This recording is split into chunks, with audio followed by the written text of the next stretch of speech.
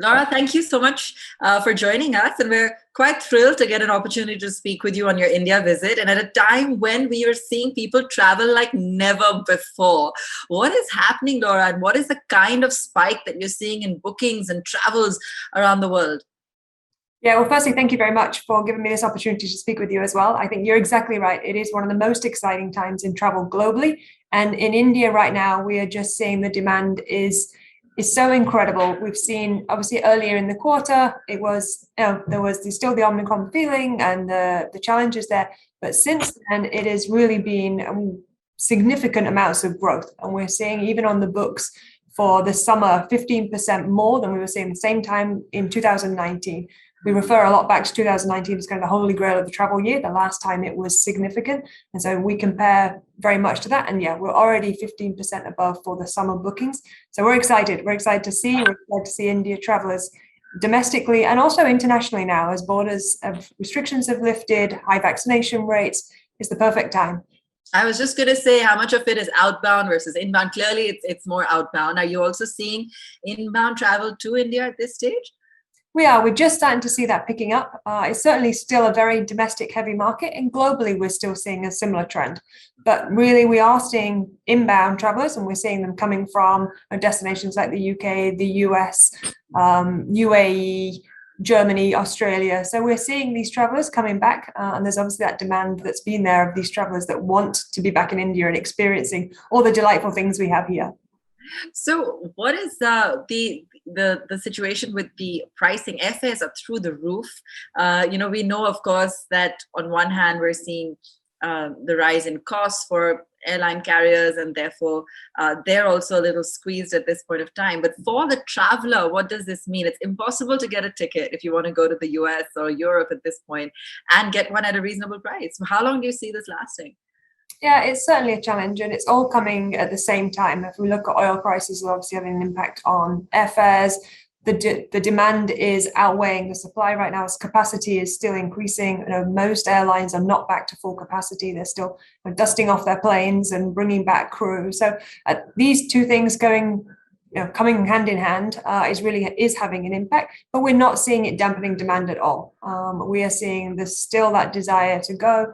And so when it comes to stabilization, I think as capacity comes back online, that will be the biggest potential stabilizer. But right now the demand is there and travelers are not put off by changes in pricing. So, explain the phenomenon to me. Is this can this be classified? I mean, would you call it pent up demand or, I don't know, revenge travel in some way? I mean, I thought we were past that. Or is this going to be the norm? Do people now just want to travel consistently? Is it more leisure travel or work leisure? What is going on? Yeah, I think you can call it all of those things.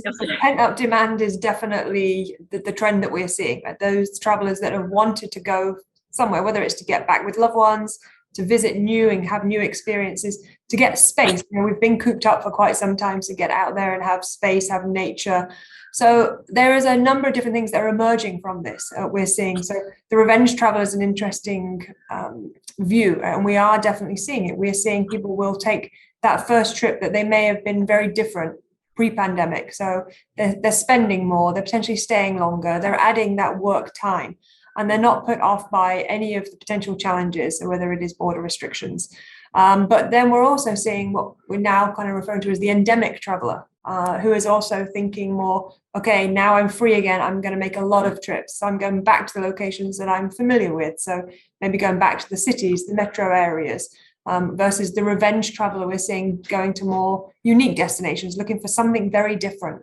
So even across India, we're seeing, the normal metro cities you would expect, the New Delhi, Mumbai, Bangalore, Chennai, but we're also seeing some of the other very popular destinations like Manali, Rishikesh, Darjeeling, also Uti and Mysore. So we're seeing some of these popular destinations popping up. And then now we're also seeing this trend for some of the lesser known destinations. So also the trend to go to the hill stations. Again, I mentioned the desire for space. So we're seeing Kalail and also Kasule. So different destinations that typically would not have been high in search demand or popular destinations. But so there's the revenge traveler, there's the endemic traveler, and this pent up demand is real. Okay. And how long are people going for? I mean, are these short trips or are they extended trips? In the sense I ask because during the pandemic, we of course saw people, take long stay arrangements or trips. I mean, is that still a recurring theme, or are these quick getaways that people are doing more frequently? I think both. So there is definitely still this extended stay mentality, as now people have the flexibility to work from any location. We've gone from seeing people extend business trips for a day or two, people extending their holidays for a week or two to work in a location. So this then is definitely a change and a trend for people's patterns, but also this very short trips and also short booking windows. So people are making decisions last minute to go and take a trip for either a day or two, maybe even a long weekend. So we're seeing on both sides, but again, slight changes in the booking windows, getting shorter, but then the opportunity to extend stays to work in locations.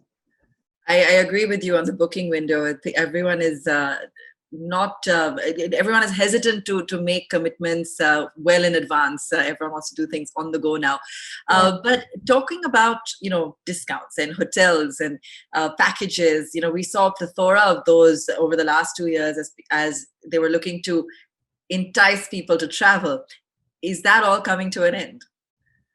No, I think that there is, while we need to still encourage and inspire travelers, the accommodation partners, the flights are all looking for ways to continue to drive demand, even though while it's there, we know that everybody still needs to continue to inspire for these different destinations.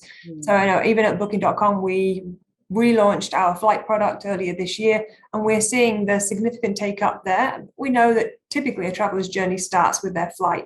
And then leads on to accommodation. And even across our platform, we're seeing that about 25% of our flight bookings are brand new customers to booking.com, meaning that we are able to bring in a new customer segment by having more than just accommodations for our India travelers. And then they move on to the accommodation. So again, adding additional value to our accommodation partners here. So I think that's. And how exciting is India a market for you in the region or even globally? Because, would love to get your perspective since you're also here on your annual trip, to understand how we're growing. Yeah, it's certainly a priority market for us. I mean, the opportunity size is very, very obvious. It's very real. And I think the demand from India travelers, these additional destinations. So we see tier 2, tier 3 cities, beyond the metro cities that we mentioned. So I think that for us, globally, it is a priority. For me within Asia Pacific, it is definitely a high priority, and we will continue to invest.